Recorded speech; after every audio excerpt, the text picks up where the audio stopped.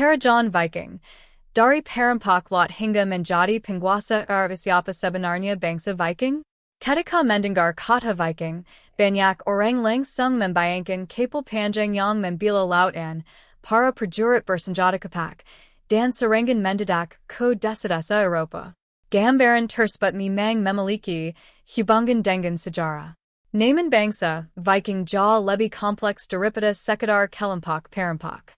Viking adalah sebutan yang berkaitan dengan aktivitas masyarakat Skandinavia pada suatu periode sejarah yang umumnya dikenal sebagai zaman Viking. Periode ini berlangsung kira-kira dari akhir abad ke-8 hingga pertengahan abad ke-11. Mereka berasal terutama dari wilayah yang sekarang dikenal sebagai Denmark, Norwegia, dan Swedia. Masyarakat Skandinavia pada masa itu hidup dalam berbagai kerajaan kecil, komunitas, dan wilayah yang dipimpin oleh kepala suku atau penguasa lokal. Mereka adalah petani, pedagang, pelot, pengrajin, dan tentu saja prajurit. Kemampuan mereka menguasai laut membuat mereka mampu melakukan perjalanan yang sangat jauh. Mereka tidak hanya menuju Inggris dan Prancis. Mereka juga mencapai Irlandia, Islandia, Greenland, dan bahkan Amerika Utara. Di sebelah timur, orang-orang Skandinavia melakukan perjalanan melalui sungai-sungai besar menuju wilayah Eropa Timur dan Kekaisaran Byzantium. Jadi, sejarah Viking bukan hanya tentang penyerangan. Ini juga merupakan kisah tentang perjalanan, perdagangan, migrasi, dan terbentuknya kerajaan. Mengapa bangsa Viking berlayar? Salah satu pertanyaan besar adalah mengapa masyarakat Skandinavia mulai melakukan perjalanan laut dalam skala besar. Tidak ada satu jawaban sederhana. Kondisi geografis menjadi salah satu faktor. Wilayah Skandinavia memiliki pegunungan, hutan, dan lahan pertanian yang terbatas di beberapa daerah. Laut menjadi bagian penting dalam kehidupan masyarakat. Mereka memiliki tradisi pelayaran yang kuat. Kapal menjadi alat transportasi sekaligus alat untuk melakukan perdagangan dan peperangan. Kemajuan teknologi kapal juga memberikan keuntungan besar. Kapal Viking dapat bergerak cepat.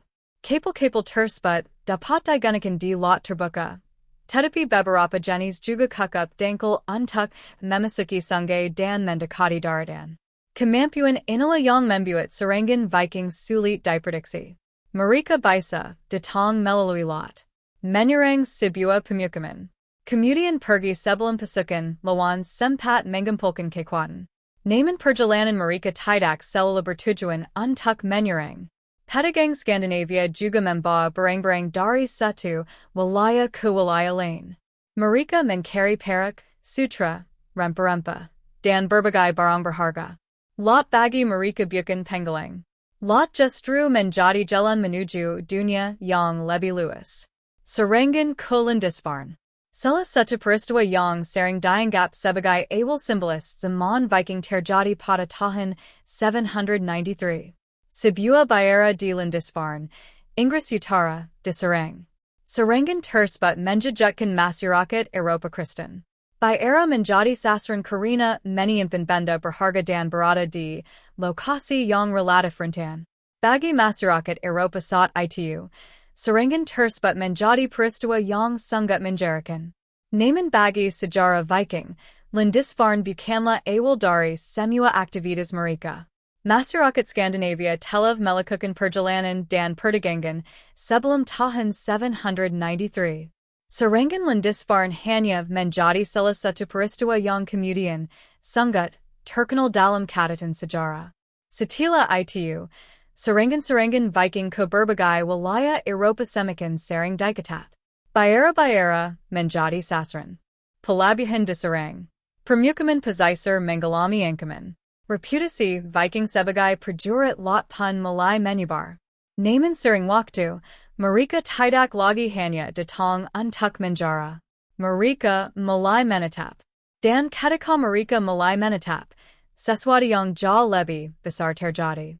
Para perampok laut perlahan berubah menjadi penguasa. Dari perampok menjadi pemukim. Setelah melakukan berbagai perjalanan, sebagian kelompok Viking mulai menetap di wilayah yang mereka kuasai. Mereka mendirikan komunitas membangun pertanian, melakukan perdagangan, dan berinteraksi dengan masyarakat lokal. Di Inggris, pengaruh Viking menjadi sangat kuat. Wilayah yang dikenal sebagai Danelaw berada di bawah pengaruh hukum dan pemerintahan masyarakat Denmark. Kota-kota berkembang sebagai pusat perdagangan.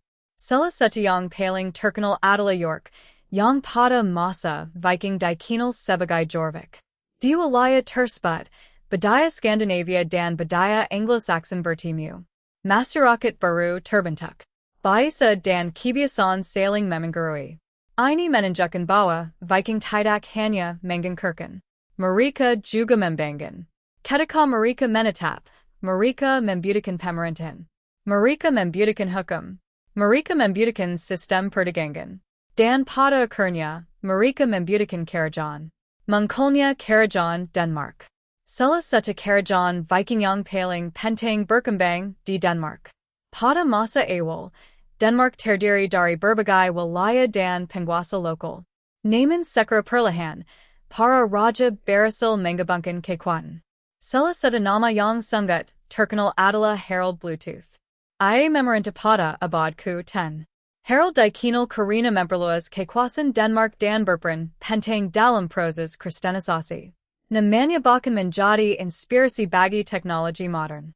Istilah Bluetooth diambil dari nama Harald Bluetooth. Simbol teknologi tersebut juga terinspirasi dari kombinasi rune yang berkaitan dengan namanya. Namun dalam sejarah, Harald jauh lebih penting daripada sekadar nama sebuah teknologi. Ia merupakan salah satu raja yang membantu memperkuat kerajaan Denmark. Pada masa pemerintahannya, identitas kerajaan semakin berkembang. Kekuasaan raja menjadi lebih besar. Dan hubungan Denmark dengan dunia Kristen Eropa semakin kuat. Viking mulai berubah. Mereka tidak lagi hanya dipandang sebagai penyerang dari utara. Mereka mulai menjadi bagian dari politik Eropa. Kerajaan Norwegia dan para raja Viking. Di wilayah Norwegia, proses penyatuan kerajaan juga berlangsung. Salah satu tokoh yang paling terkenal adalah Harald Fairhair. Menurut tradisi dan saga Islandia, ia berusaha menyatukan banyak wilayah Norwegia di bawah kekuasaannya. Kisah tentang penyatuan Norwegia kemudian menjadi bagian penting dari legenda kerajaan. Namun sejarah mengenai Harald Fairhair tidak selalu mudah dipastikan karena sumber-sumber tertulis muncul jauh setelah masa hidupnya. Meski demikian, perkembangan kerajaan Norwegia memang menunjukkan proses penggabungan wilayah-wilayah kecil menjadi kekuatan yang lebih besar. Para raja membutuhkan pasukan. Mereka membutuhkan loyalitas. Dan mereka membutuhkan kontrol terhadap jalur perdagangan. Laut menjadi bagian penting dari kekuasaan. Raja yang mampu mengendalikan kapal dan pelabuhan memiliki keuntungan besar. Dari Norwegia, para pelot juga melakukan perjalanan jauh ke arah barat. Mereka mencapai kepulauan Atlantik Utara. Kemudian menuju Islandia. Dan akhirnya lebih jauh lagi. Viking menemukan Islandia. Pada akhir abad ke-9, orang-orang Norse mulai menetap di Islandia. Pulau tersebut tidak memiliki kerajaan besar seperti Eropa Daratan. Masyarakatnya membangun sistem politik sendiri. Salah satu institusi paling terkenal adalah Linggi atau Alting. Lembaga tersebut menjadi tempat berkumpulnya para pemimpin dan masyarakat untuk membahas hukum serta berbagai persoalan.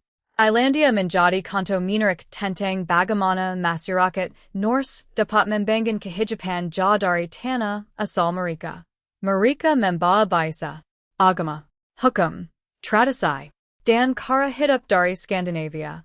Namun perjalanan mereka tidak berhenti di Islandia. Mereka terus menuju ke barat. Dan salah satu tokoh paling terkenal dalam perjalanan tersebut adalah Erik the Red. Erik the Red dan Greenland. Erik the Red merupakan tokoh Norse yang terkenal karena perannya dalam pemukiman Greenland. Menurut tradisi, ia diasingkan dari Islandia setelah terlibat dalam konflik. Daripada kembali ke Skandinavia, ia menjelajahi wilayah di sebelah barat. Ia menemukan Greenland dan kemudian kembali untuk mempermasakan wilayah tersebut sebagai tempat pemukiman. Nama Greenland Sendiri Diperkaya Menjadi Bagian Dari Apaya Minarik Orang Untuktatong. Pemukiman Norse Kemudian Berkembang di Greenland. Mereka Membangan Pertanian dan Menjalankan Kehidupan dalam Lingkungan yang Sungut Keras. Naman Mereka Tidak Berani di Sana. Dari Greenland, Palat Norse Melanjutkan Perjalanan Lebih Jauh ke Barat. Dan akhirnya Mengcapai Wilayah Amerika Utara. Leif Erikson dan Amerika Utara. Sekitar tahun 1000, Palat Norse Mengcapai Wilayah Amerika Utara. Toko yang paling terkenal dalam kisah ini adalah Leif Erikson. Menurut saga Norse, ia melakukan perjalanan ke wilayah yang disebut Vinland. Bukti arkeologis kemudian memberikan dukungan kuat terhadap keberadaan pemukiman Norse di Amerika Utara. Situs Lance aux Meadows di Newfoundland, Canada, menunjukkan bahwa masyarakat Norse memang pernah membangun pemukiman di sana. Ini menjadi salah satu pencapaian paling luar biasa dalam sejarah pelayaran Viking. Berabad-abad sebelum perjalanan Christopher Columbus, Palat Norse telah mengcapai Amerika Utara. Namun pemukiman tersebut tidak bertahan menjadi kerajaan besar. Jarak yang sangat jauh. Persediaan terbatas. Dan kemungkinan konflik dengan masyarakat lokal membuat kehidupan di wilayah tersebut sulit. Akhirnya, masyarakat Norse meninggalkan pemukiman tersebut. Tetapi perjalanan mereka tetap menjadi bukti kemampuan pelayaran yang luar biasa. Viking di Eropa Timur. Tidak semua Viking pergi ke barat. Orang-orang Skandinavia dari wilayah yang sekarang merupakan bagian dari Swedia banyak melakukan perjalanan ke arah timur. Mereka menggunakan sungai-sungai besar di Eropa Timur. Kelompok ini sering disebut sebagai Rus. Mereka berhubungan dengan masyarakat Slavia dan berbagai kelompok lokal. Mereka berdagang, berperang, dan membangun pusat-pusat kekuasaan. Kota seperti Novgorod dan Kiev kemudian menjadi sangat penting dalam perkembangan Rus. Salah satu tokoh yang sering dikaitkan dengan awal sejarah Rus adalah Rurik. Hubungan antara bangsa Skandinavia dan masyarakat Eropa Timur kemudian berkembang menjadi kerajaan yang kuat. Perdagangan menghubungkan wilayah Baltik dengan dunia Byzantium. Barang-barang bergerak melalui sungai. Perak menggelar dari satu wilayah ke wilayah lain. Dan para pedagang Norse semakin terhubung dengan dunia yang jauh lebih luas. Viking dan Kekaisaran Byzantium. Para Palat Norse bahkan mengcapai Konstantinopel. Kota tersebut merupakan pusat Kekaisaran Byzantium dan salah satu kota terbesar di dunia pada masa itu. Para prajurit dari wilayah Skandinavia dikenal memiliki hubungan dengan Byzantium.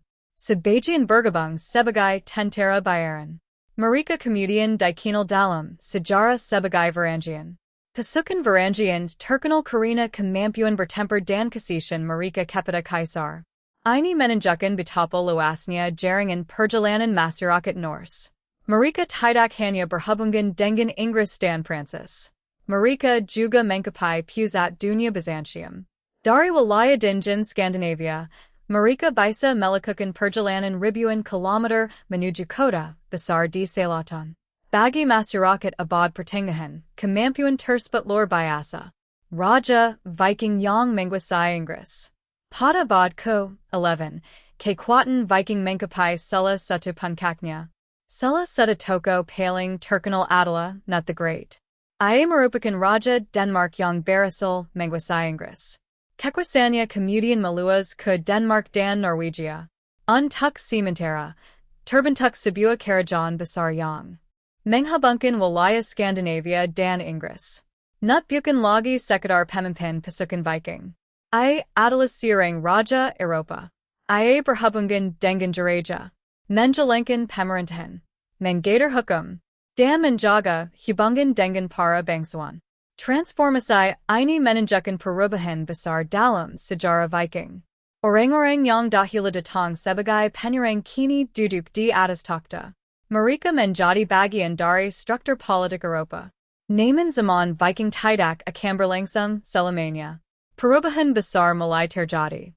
Mengapa zaman Viking berakhir? Pada abad ke-11, Eropa mengalami perubahan. Kerajaan-kerajaan menjadi semakin terorganisasi. Pertahanan wilayah pesisir meningkat. Kekristenan semakin kuat di Skandinavia. Para Raja, Malay Membangan Pemerintahan Terpusat. Dan Masyarakat Viking Semakin Berubah, Menjadi Masyarakat Kerajaan Abad Pertengahan. Serangan Besar Dari Laut Semakin Sulit Dilakukan. Penguasa lokal yang dahulu memiliki banyak kebebasan mulai berada di bawah kendali raja. Kapal dan kemampuan militer tetap penting. Namun pola hidup masyarakat mulai berubah. Denmark, Norwegia, dan Swedia berkembang menjadi kerajaan Kristen. Identitas Viking perlahan berubah menjadi identitas kerajaan Skandinavia. Secara tradisional, tahun 1066, sering dianggap sebagai salah satu simbol berakhirnya zaman Viking. Pada tahun tersebut, Harald Hardrada dari Norwegia menyerang Inggris. Ia dikalahkan dalam pertempuran Stamford Bridge. Tidak lama kemudian, Inggris menghadapi invasi William dari Normandia. Ironisnya, William sendiri memiliki keturunan dari bangsa Viking. Sejarah menunjukkan bagaimana dunia telah berubah. Viking yang dahulu datang sebagai penyerang kini telah menjadi bagian dari bangsawan Eropa. Warisan kerajaan Viking. Walaupun zaman Viking berakhir, warisan mereka tidak menghilang. Bahasa, nama tempat, budaya, sistem perdagangan, dan garis keturunan mereka terus memengaruhi Eropa. Di Inggris, pengaruh Norse masih dapat ditemukan dalam banyak nama tempat dan kota-kota. Di Normandia, keturunan Viking membentuk dinasti baru. Di Eropa Timur, perkembangan Rus menjadi bagian penting dari sejarah kawasan tersebut. Di Islandia, saga-saga Norse menjadi sumber penting untuk memahami kehidupan masyarakat abad pertengahan. Dan di Skandinavia, kerajaan-kerajaan modern berkembang dari sejarah panjang tersebut. Viking juga meninggalkan warisan teknologi pelayaran. Kapal mereka memungkinkan perjalanan yang sangat jauh. Mereka mampu menyeberangi laut utara, mencakupi sungai, dan mencapai wilayah yang bagi banyak masyarakat Eropa saat itu hampir tidak dikenal. Mereka membuktikan bahwa laut bukanlah batas. Laut adalah jalan. Dari Viking menjadi kerajaan. Kisah Viking sebenarnya adalah kisah tentang perubahan. Mereka memulai perjalanan sebagai masyarakat Skandinavia yang hidup dalam komunitas dan kerajaan kecil. Sebagian menjadi pedagang, sebagian menjadi petani, sebagian menjadi prajurit dan pilot. Mereka kemudian melakukan perjalanan ke berbagai penjuru Eropa. Mereka menyerang, berdagang, menetap, dan akhirnya membangun kerajaan. Dari Denmark hingga Inggris. Dari Norwegia hingga Islandia. Dari Swedia hingga Eropa Timur. Jejak mereka membentang sangat luas. Mereka bahkan mencapai Amerika Utara. Namun kekuatan terbesar Viking bukan hanya terletak pada kapal pedang. Kekuatan mereka ada pada kemampuan beradaptasi. Ketika perang menguntungkan, mereka berperang. Ketika perdagangan memberikan keuntungan, mereka berdagang. Ketika sebuah wilayah dapat dijadikan tempat tinggal, mereka menetap. Dan ketika mereka mendapatkan kesempatan untuk berkuasa, mereka membangun kerajaan. Itulah sebabnya sejarah Viking jauh lebih besar daripada cerita tentang Perampok Laut. Penutup, Dari Perampok Laut menjadi raja. Bangsa Viking pernah menjadi salah satu kekuatan paling ditakuti di Eropa. Kapal mereka muncul dari laut tanpa peringatan. Desa-desa pesisir menjadi sasaran. Namun beberapa abad kemudian, keturunan dan pemimpin mereka justru duduk di atas takhta. Mereka menjadi raja. Mereka membangun kota. Mereka menjembangkan perdagangan. Dan mereka menjadi bagian dari masyarakat Eropa. Perjalanan tersebut menunjukkan bahwa sejarah tidak pernah berjalan dalam satu era. Seorang penyerang dapat berubah menjadi penguasa. Seorang pilot dapat menjadi raja. Dan sebuah kelompok yang awalnya ditakuti dapat meninggalkan warisan budaya yang bertahan selama lebih dari 1000 tahun. Dari Skandinavia hingga Inggris. Dari Islandia hingga Amerika Utara. Dari sungai-sungai Rusia hingga Konstantinopel. Jejak Viking membentang sangat jauh. Mereka bukan hanya perampok laut. Mereka adalah pilot, pedagang, penjelajah, prajurit, pemukim, dan akhirnya pembangun kerajaan. Jika kamu menikmati kisah sejarah seperti ini, jangan lupa subscribe agar tidak ketinggalan kisah sejarah berikutnya.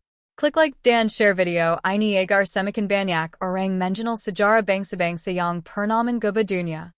Karena di balik setiap kerajaan, selalu ada perjalanan panjang yang penuh perang, ambisi, dan perubahan.